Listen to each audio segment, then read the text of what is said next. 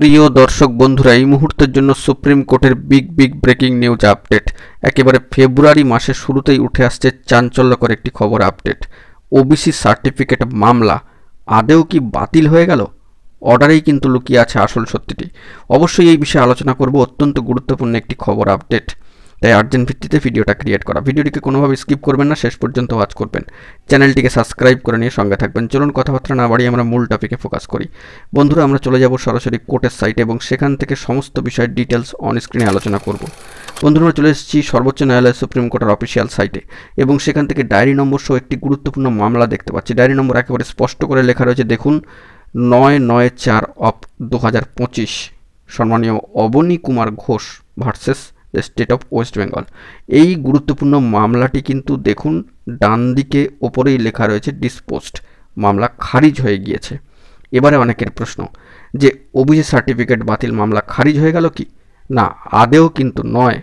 এই মামলার ক্ষেত্রে 9/4/2025 এই মামলা কিন্তু ফাইল হয়েছিল দেখুন 6/1/2025, অর্থাৎ গত মাসের 6 তারিখে 2025 2:07 PM এবং ওবিসি সার্টিফিকেট বাতিল মামলায় কার্যত মহামান্য কলকাতা হাইকোর্টের ডিভিশন বেঞ্চের নির্দেশ আসছে 22/5/2024। তো বুঝতেই পাচ্ছেন, দীর্ঘ এতগুলি মাস পরেই মামলা কিন্তু ফাইল হয়েছে সর্বোচ্চ ন্যায়ালয়ের সুপ্রিম কোর্টে। অর্থাৎ সোজা ভাষায় বললে এটাই হয় যে মহামান্য কলকাতা হাইকোর্টের ওবিসি সার্টিফিকেট বাতিল মামলা ডিভিশন বেঞ্চে সেই জাজমেন্টকে চ্যালেঞ্জ করে একটি মামলা কিন্তু দাখিল হয় সর্বোচ্চ ন্যায়ালয়ের সুপ্রিম কোর্টে। কোর্ট নাম্বার 2 অবশ্যই মাথায় রাখবেন, Abani Kumar Ghosh versus the state of West Bengal. এই মামলাটি কিন্তু কার্যত ডিসপোজড হয়ে গেল, এই মামলা কিন্তু খারিজ হয়ে গেল। এবং এক্ষেত্রে দেখুন অবশ্যই এই fresh for admission civil cases delay condoned, এই ম্যাটারটি কার্যত কিন্তু খারিজ হয়ে গেল ডিলে করার জন্য। ওবিসি সার্টিফিকেট বাতিল মামলা সংক্রান্ত পুরনো যে মামলা সেটি কিন্তু কোনো অর্থেই খারিজ হয়নি, এই বিষয়টি মাথায় রাখবেন। নতুন যে মামলা সেটি কিন্তু খারিজ হয়ে গেল। এবং এই ক্ষেত্রে যে অর্ডার কপিটি উঠে এসেছে, একটু আগে যে নতুন কেসটির কথা বললাম যেটি ডিসপোজড হয়েছে, তার সপক্ষে 2 নম্বর কোর্টের যে অর্ডার কপি সেটা দেখলেই সবটা কিন্তু স্পষ্ট হয়ে যাবে। বন্ধুরা, অর্ডার কপির 3-4টি অংশ অত্যন্ত গুরুত্বপূর্ণ। সেক্ষেত্রে 2 নম্বর পয়েন্ট দেখুন লেখা রয়েছে ডিলে কন্ডন্ট।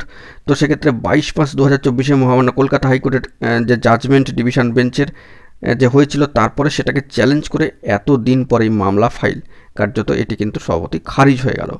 তো বিচারপতিরা এই বিষয়টিকে কিন্তু কোনোভাবে এন্টারটেন করলেন না, এই বিষয়টি কিন্তু খারিজ হয়ে গেল।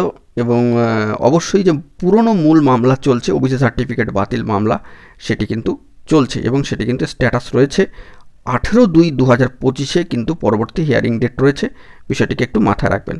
তো সেই অর্থে আর উৎকণ্ঠার কোনো জায়গা নেই, এই নিয়ে কিন্তু তোলপাড় হচ্ছে। তবে জানিয়ে রাখি, নতুন মামলা খারিজ হয়েছে, এতে সমস্যার কিছু নেই। পুরনো যে ওবিসি সার্টিফিকেট বাতিল মামলা যেটি ছিল সেটা কিন্তু আছেই।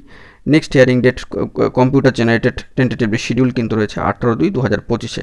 আশা করি বিষয়টা আপনাদের কাছে স্পষ্ট হলো। এখন এটুকুই, সকলে ভালো থাকবেন, চ্যানেলটিকে সাবস্ক্রাইব করে সঙ্গে থাকবেন জরুরি আপডেটগুলি পাওয়ার জন্য। ধন্যবাদ।